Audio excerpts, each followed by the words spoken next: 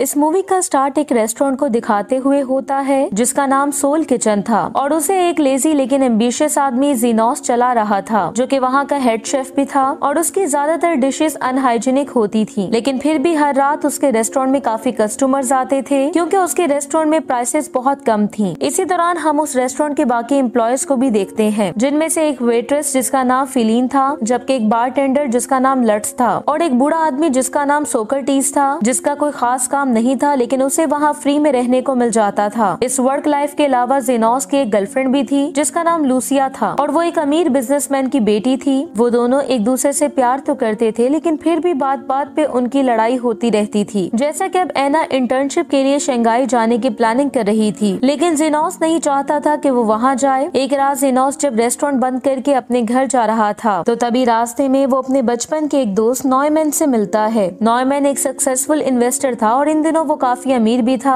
इसके बाद वो जीनोस से उसके काम के बारे में पूछता है जिस पर जीनोस उसे बताता है कि वो एक रेस्टोरेंट का ऑनर है, इसलिए नॉयमैन किसी दिन उसके रेस्टोरेंट में विजिट करने का कहकर वहाँ से चला जाता है। नेक्स्ट सीन में हम देखते हैं कि जीनोस अपनी गर्लफ्रेंड के परिवार को रात के खाने के लिए ज्वाइन कर लेता है जो कि एक अच्छे और एक्सपेंसिव रेस्टोरेंट में था। कुछ देर तो सब कुछ ठीक चलता है लेकिन फिर वो कपल आर्ग्यू करना स्टार्ट कर देता है और जैसे ही बात बढ़ती है तो एना की मदर उन पे शाउट करके उन्हें चुप करवा देती है। उसी रेस्टोरेंट में हम एक और कस्टमर को देखते हैं जिसे अपना खाना कुछ ज्यादा पसंद नहीं आता, इसलिए वो शेफ को वहाँ बुला के उससे उसका खाना फिर से गर्म करने की डिमांड करता है। लेकिन वो शेफ जिसका नाम शेन था वो ऐसा करने से साफ इनकार कर देता है क्योंकि वो एक प्राउड इंसान था और वो किसी से भी ऑर्डर लेना पसंद नहीं करता था। यहाँ तक कि वो कस्टमर की टेबल में एक नाइफ घुसा देता है और उससे कहता है कि वो चुप करके वो खा ले जो उसे खाने के लिए दिया गया है। इस हंगामे की वजह से मैनेजर को इंटरवीन करना पड़ता है जो कि आखिरकार उस शेफ को जॉब से निकाल देता है। जीनोस भी दूर से ये सब कुछ देख रहा था और उसे ये सब कुछ काफी इंटरेस्टिंग लगता है, इसलिए वो जल्दी से रेस्टोरेंट से बाहर आके शेन से बात करता है और उसे सोल किचन में जॉब की ऑफर करता है। शेन भी इसके लिए मान जाता है और कुछ दिन बाद उसे ज्वाइन करने का डिसाइड करता है। रात को हम देखते हैं कि जीनोस और लूसिया एक दूसरे के साथ कुछ टाइम स्पेंड कर रहे थे क्योंकि वो अगली सुबह चाइना जाने वाली थी, इसलिए वो जीनोस को स्काइप यूज करना सिखाती है और वो रेगुलरली उसके साथ कांटेक्ट में रहने का भी प्रॉमिस करती है। अगले दिन जीनोस उसे एयरपोर्ट पे ड्रॉप करने आता है और भारी दिल के साथ उसे गुड बाय कहता है। जीनोस यहाँ फिर से उससे अपने प्यार का इजहार करता है। लूसिया भी उसे गुड बाय कह के वहाँ से चली जाती है। नेक्स्ट सीन में हम एलियस को देखते हैं जो कि एक प्रिजनर था और वो रॉबरी के आरोप में 1 साल की सजा काट रहा था। तभी हमें पता चलता है कि वो जीनोस का भाई था और उसे जुए की बहुत बुरी लत लगी हुई थी। अब क्योंकि उसके गैंग मेंबर्स के साथ उसका रिलेशन काफी अच्छा था इसलिए पुलिस ने उसे काफी अच्छी प्रिविलेजेस दे रखी थी और उसे हर वीकेंड में प्रिजन से बाहर जाकर कुछ भी करने की आजादी थी। लेकिन मिडनाइट से पहले उसे वापस रिपोर्ट करना होती थी। उसी शाम वो जीनोस से उसके रेस्टोरेंट में मिलने आता है जिसे देख के वो काफी ज्यादा हैरान हो जाता है। एलियस यहाँ अपने भाई से हेल्प मांगता है और वो उसे उसके रेस्टोरेंट में जॉब देने के लिए कहता है। वो यहाँ उसे ये भी बताता है कि अगर उसके पास वाकई कोई जॉब होगी तो प्रिजन ऑफिशियल्स उसे हर रोज इसी तरह छुट्टी दे दिया करेंगे। जिसके बाद वो अपना कॉन्ट्रैक्ट बाहर निकालता है और अपने भाई को उस पे साइन करने का कहता है। लेकिन जीनोस थोड़ा उलझन में दिखाई दे रहा था क्योंकि वो किसी मुसीबत में नहीं पड़ना चाहता था, लेकिन अब क्योंकि वो अपने भाई से प्यार करता था इसलिए ना चाहते हुए भी वो इसके लिए मान जाता है। अगली सुबह जीनोस जब किचन में किसी भारी चीज को उठाने की कोशिश कर रहा था तो इस दौरान उसका हर्निया रप्चर हो जाता है जिसके कारण उसे बहुत ज्यादा पेन होने लगती है। इसलिए उसके एम्प्लॉयज उसे डॉक्टर के पास जाने के लिए कहते हैं, लेकिन जीनोस ऐसा नहीं कर सकता था क्योंकि उसके पास हेल्थ इंश्योरेंस नहीं थी। उसी रात जब वो अपनी गर्लफ्रेंड से बात कर रहा था तो वो उसे स्ट्रेस में देख के इसकी वजह पूछती है, जिस पर जीनोस उसे ठीक ठीक सब कुछ बता देता है। ये सुनकर वो उसे अपनी एक दोस्त का नंबर देती है जो कि कायरोप्रैक्टर थी। जिसके बाद जीनोस उससे कहता है कि वो उसे बहुत ज्यादा मिस करता है, इसलिए वो जल्द ही उससे मिलना चाहता है। लेकिन लूसिया उसे बताती है कि वो 6 महीनों के लिए वापस नहीं आ सकती। ये सुनकर जीनोस बहुत ज्यादा अपसेट हो जाता है, इसलिए वो उसके पास रहने के लिए शंघाई आने का फैसला कर लेता है। अगले दिन वो बहुत सी चाइनीज बुक्स खरीदता है और उन्हें पढ़ना शुरू कर देता है। जिसके बाद वो कायरोप्रैक्टर के पास भी जाता है जो कि असल में एक बहुत ही प्यारी वाली लेडी एना थी, वो उसकी समस्या को असेस करती है और उसे लगता है कि सिचुएशन और ज्यादा गंभीर हो सकती है, इसलिए वो फौरन से उसे डॉक्टर के पास जाने का कहती है। लेकिन ज़ीनोस ऐसा नहीं कर सकता था, इसलिए वो कुछ टाइम के लिए पेन को बर्दाश्त करने का डिसाइड करता है। ये सुनकर एना उसे कुछ एक्सरसाइजेस सिखाती है जिनसे उसकी पेन कम हो सकती थी। नेक्स्ट सीन में हम देखते हैं कि मास्टर शेफ शेन ज़ीनोस के रेस्टोरेंट पे पहुंच जाता है। शेन जब उनका मेन्यू चेक करता है तो वो बहुत ज्यादा निराश होता है। वो ज़ीनोस से कहता है कि इस तरह का कचरा वो कभी नहीं पकाएगा और वो खुद अपना मेन्यू प्रिपेयर करेगा। ज़ीनोस जो कि खुद खाना पकाने की हालत में नहीं था, उसके पास शेन की कंडीशंस मानने के सिवा और कोई ऑप्शन नहीं था। वो दोनों बातें कर ही रहे थे कि तभी वहाँ पे टैक्स ऑफिसर्स आ जाते हैं, जिन्हें फ्राउ लीड कर रही थी। वो यहाँ ज़ीनोस को बताती है कि उसका टैक्स बहुत ज्यादा हो गया है, जो कि उसे अभी पे करना होगा। लेकिन ज़ीनोस के पास तो उसे देने के लिए पैसे ही नहीं थे,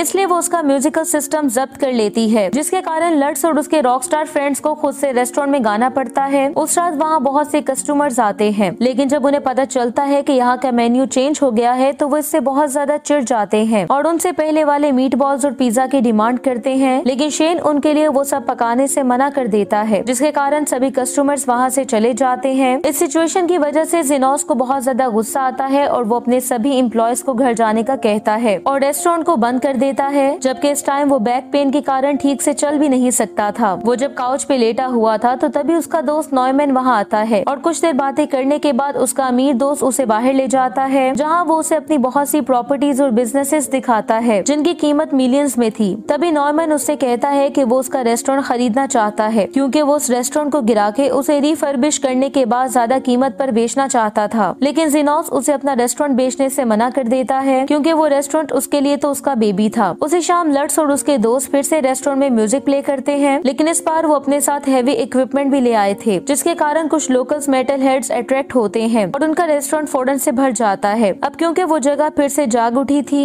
इसलिए वो लोग उनसे खाने की डिमांड करते हैं। लेकिन अब क्योंकि ज़ीनोस कुकिंग नहीं कर सकता था, इसलिए वो शेन को वहाँ बुलाता है, जिसके बाद नया शेफ अपना काम स्टार्ट कर देता है और कुछ डिलीशियस डिशेस तैयार करता है। कस्टमर्स को भी वो खाना बहुत पसंद आता है। कुछ दिन गुजर जाते हैं और सोल किचन रेस्टोरेंट फिर से जीवित होने लगता है। लोग उनके म्यूजिक, खाने और माहौल को पसंद करने लगते हैं। जबकि ज़ीनोस के भाई ने अब अपनी जॉब को सीरियस लेना शुरू कर दिया था, लेकिन इस दौरान ऐसा लग रहा था कि उसने किसी वजह से वेट्रेस से मार भी खाई हो। लेकिन ज़ीनोस अभी भी चाइना अपनी गर्लफ्रेंड के पास जाना चाहता था, इसलिए वो किसी मैनेजर को ढूंढ रहा था जो कि उसकी एब्सेंस में रेस्टोरेंट की देखभाल कर सके। उसे लगता था कि वेट्रेस इस जॉब के लिए परफेक्ट है, इसलिए वो उससे इस बारे में पूछता है, लेकिन वो उसकी ऑफर रिजेक्ट कर देती है और उसे कहती है कि वो एक पेंटर बनना चाहती है। उसी रात सैकड़ों लोग रेस्टोरेंट में आ जाते हैं, जिन्हें देख के सभी लोग काफी ज्यादा हैरान हो जाते हैं। तभी उन्हें पता चलता है कि करीब ही एक म्यूजिक फेस्टिवल हो रहा है, इसलिए लोग खाना खाने के लिए उनके रेस्टोरेंट में आ रहे थे। कस्टमर्स के बहुत ज्यादा होने के बावजूद ज़ीनोस की टीम काम पे लग जाती है और वो सब के सब लोगों को खाना सर्व करने में सफल हो जाते हैं। कुछ ही वीक्स में वो रेस्टोरेंट वहाँ का सबसे फेमस रेस्टोरेंट बन जाता है और ज़ीनोस बहुत ज्यादा पैसा कमाने लगता है, जिसकी हेल्प से वो अपने रेस्टोरेंट को पूरी तरह से रिफर्बिश कर देता है और अपने फ्री टाइम में वो शेन से कुछ कुकिंग स्किल्स भी सीख रहा था। जबकि इस दौरान नॉयमैन बार बार उसे ये प्रॉपर्टी सेल करने का कहता था, लेकिन उसे हमेशा डिसअपॉइंटमेंट ही होती थी। कुछ दिन बाद हम देखते हैं कि ज़ीनोस ने आखिरकार एक टफ डिसीजन लेने का फैसला कर लिया था और वो अपने भाई को सोल किचन का मैनेजर बना देता है। जबकि उसका ये डिसीजन इसलिए नहीं था कि वो किसी और पे ट्रस्ट नहीं करता था। नेक्स्ट सीन में हम देखते हैं कि वो दोनों भाई नोटरी ऑफिस जाते हैं, जहाँ वो ऑफिशियल कॉन्ट्रैक्ट साइन करते हैं, यानी कि उसने एलियस को हर चीज का इंचार्ज बना दिया था और जब वो चला जाएगा तो उसके बाद उसने अपने भाई को अपने अपार्टमेंट में रहने की भी परमिशन दे दी थी। उसी रात हम देखते हैं कि शेन जब कुकिंग कर रहा था तो वो उसमें अपना एक सीक्रेट एलिमेंट ऐड कर देता है। ज़ीनोस जब उससे इस बारे में पूछता है तो वो उसे बताता है कि ये एक एफ्रोट हर्ब है। अगले दिन हम देखते हैं कि ज़ीनोस एयरपोर्ट पहुंच जाता है, लेकिन जैसे वो वेटिंग रूम में एंटर होता है तो उसे वहाँ एक सरप्राइज मिलता है, क्योंकि उसकी गर्लफ्रेंड लूसिया वहाँ पहुंच चुकी थी, जो कि उसे बताती है कि उसकी ग्रैंड मदर की डेथ हो गई है और इसीलिए उसे वापस आना पड़ा था। ये सुनकर ज़ीनोस भी उसे काम डाउन करता है, जिसके बाद वो उसे वेट करने का कहता है ताकि वो अपना सामान ला सके। लेकिन लूसिया उसे इग्नोर करके वहाँ से चली जाती है, इसलिए ज़ीनोस जब जल्दी में अपना भारी सामान उठाने लगता है तो वो पूरी तरह से अपने हर्निया को रप्चर कर देता है और अब तो वो खड़ा भी नहीं हो सकता था। इसलिए उसे हॉस्पिटल ले जाया जाता है, जहाँ डॉक्टर उसे बताते हैं कि उन्हें फौरन से सर्जरी करनी पड़ेगी। लेकिन ज़ीनोस के पास तो हेल्थ इंश्योरेंस नहीं थी, इसलिए वो डॉक्टर से पूछता है कि अगर वो सर्जरी के बगैर काम चला ले तो क्या होगा, जिस पर डॉक्टर उसे कहता है तो हर्निया ग्रो होते रहेंगे और यहाँ तक कि वो दोबारा कभी चल नहीं पाएगा। लेकिन और कोई ऑप्शंस ना होने के कारण वो उसे कुछ मेडिसिन देता देता है और कुछ दिनों तक बेड रेस्ट करने की एडवाइस करता है। इसी वजह से जेनोस कुछ दिन तक रेस्टोरेंट ना जाने का फैसला करता है। इस दौरान वो बार बार लूसिया से भी कांटेक्ट करने की कोशिश करता है, लेकिन वो उसे कोई भी रिप्लाई नहीं करती और ऐसा लग रहा था कि जैसे वो उससे कुछ छुपा रही हो। इसलिए वो उसे ट्रैक करता हुआ उसकी ग्रैंड मदर की फ्यूनरल सेरेमनी में पहुंच जाता है, लेकिन लूसिया को वहाँ किसी और आदमी के साथ देख के वो गुस्से से पागल हो जाता है और वो उस आदमी पे अटैक कर देता है, जिससे वहाँ हलचल मच जाती है और इसी दौरान उसने कॉफिन भी नीचे गिरा दिया था। दूसरी तरफ सोल किचन में एलियस उस जगह को मैनेज करते हुए काफी अच्छा काम कर रहा था, लेकिन ये सब उस टाइम चेंज हो जाता है जब नॉयमन वहाँ आके उसे कार्ड्स खेलने का चैलेंज करता है, जहाँ पहले तो कुछ गेम्स में एलियस जीत जाता है, इसलिए उसे लगने लगता है कि आज उसका लकी डे है। लेकिन जब वो ज्यादा बेट्स लगाना शुरू करता है तो वो हारने लगता है और इस तरह वो 1 लाख यूरो के डेप्ट में फंस जाता है, जो कि वो एक सूरत में ही पे कर सकता था, और वो ये कि वो ये रेस्टोरेंट नॉयमन के हवाले कर दे। यानी कि ये पहले से ही उस चालाक इन्वेस्टर का प्लान था। अब अगले दिन वो दोनों नोटरी ऑफिस जाके कुछ डॉक्यूमेंट साइन करते हैं, जिसके बाद ऑफिसर उनसे कहता है कि नॉयमन नेक्स्ट वीक से इस रेस्टोरेंट का ऑफिशियल ऑनर बन जाएगा। नेक्स्ट सीन में हम देखते हैं कि जेनोस आखिरकार वापस आ गया था, जहाँ उसे बैड न्यूज सुनने को मिलती है, इसलिए वो अपने भाई पे चिल्लाने लगता है, लेकिन वो इतनी ज्यादा पेन में था कि अब तो उससे बात भी नहीं हो रही थी। पर फिर भी वो दोनों भाई नॉयमन के ऑफिस में घुसने का फैसला करते हैं ताकि वो कॉन्ट्रैक्ट को चोरी कर सकें, और कुछ देर की सर्च के बाद उन्हें वो कॉन्ट्रैक्ट मिल जाता है। लेकिन जब वो वहाँ से भागने लगते हैं तो तभी वहाँ पे कॉप्स भी पहुँच जाते हैं, और जेनोस के लिए भागना तो दूर की बात, वो तो आसानी से हिल भी नहीं सकता था, इसलिए वो दोनों पकड़े जाते हैं। कुछ दिन बाद हम देखते हैं कि जेनोस को छोड़ दिया जाता है, जबकि एलियस को उसके पिछले अपराधों के कारण 10 साल की सजा हो जाती है। इसलिए वो दोनों भाई एक दूसरे को गुड बाय कहते हैं, जिसके बाद जेनोस वहाँ से चला जाता है। नेक्स्ट सीन में हम देखते हैं कि जेनोस अपनी बैक पेन के ट्रीटमेंट के लिए एक अनऑर्थोडॉक्स डॉक्टर के पास जाता है, और वो डॉक्टर अपने पेशेंट्स का ट्रीटमेंट करने के लिए कुछ भयानक टेक्निक्स यूज करता था, जिसके कारण जेनोस आगे बढ़ने से डरने लगता है। लेकिन वो कायरोप्रैक्टर एना उसे इनकरेज करती है और आखिरकार उसका ट्रीटमेंट कंप्लीट हो जाता है। इसी के साथ ही सीन कई साल बाद शिफ्ट होता है, जहाँ जेनोस अब तक फोकलिफ्ट ड्राइवर के तौर पे काम करता था। तभी एक दिन लूसिया उसके पास आके उसे लंच के लिए इनवाइट करती है ताकि वो उसे अपोलोजाइज कर सके। वो उसे बताती है कि उसकी ग्रैंड मदर की डेथ के कारण वो पूरी तरह से टूट चुकी थी, और इसी दौरान उसका एक चाइनीज लड़के से अफेयर स्टार्ट हो गया था। जेनोस भी ये सुन के उसे माफ कर देता है और उससे आगे का पूछता है, जिस पर लूसिया उससे कहती है कि जल्द ही वो उसी लड़के के पास फिर से चाइना जाने वाली है। जेनोस उसके इस डिसीजन को भी एक्सेप्ट कर लेता है। दूसरी तरफ हम एलियस को देखते हैं, जो कि अभी भी प्रिजन में था और वो वहाँ का एक रिस्पेक्टेड इंसान बन चुका था। लेकिन तभी वहाँ पे वही इन्वेस्टर नॉयमन आता है, और तभी हमें पता चलता है कि टैक्स ऑफिसर ने उसे टैक्स पे ना करने और मनी लॉन्ड्रिंग स्कीम के कारण जेल में डलवा दिया था। इधर जेनोस को जब पता चलता है कि गवर्नमेंट ने उसकी सोल किचन की प्रॉपर्टी को भी सीज कर लिया है, तो वो उसे फिर से खरीदने का फैसला करता है। लेकिन अब क्योंकि उसके पास पैसे नहीं थे, इसलिए वो अपनी अमीर एक्स गर्लफ्रेंड लूसिया से हेल्प मांगता है। लूसिया, जो कि उसे चीट करने के कारण अभी भी अपने आप को गिल्टी फील करती थी, इसलिए वो उसे 2 लाख यूरोस का चेक दे देती है, जिसके कारण जेनोस काफी ज्यादा खुश हो जाता है और उस प्रॉपर्टी को खरीद के फिर से वहाँ सोल किचन बिल्ड करता है। मूवी के लास्ट सीन में हम देखते हैं कि जेनोस काफी डिलीशियस खाना बनाता है और उसे अपनी इकलौती कस्टमर को सर्व करता है, जो कि कोई और नहीं बल्कि उसकी नई गर्लफ्रेंड एना थी। इसी के साथ ही ये मूवी एंड हो जाती है। Thank you so much for watching.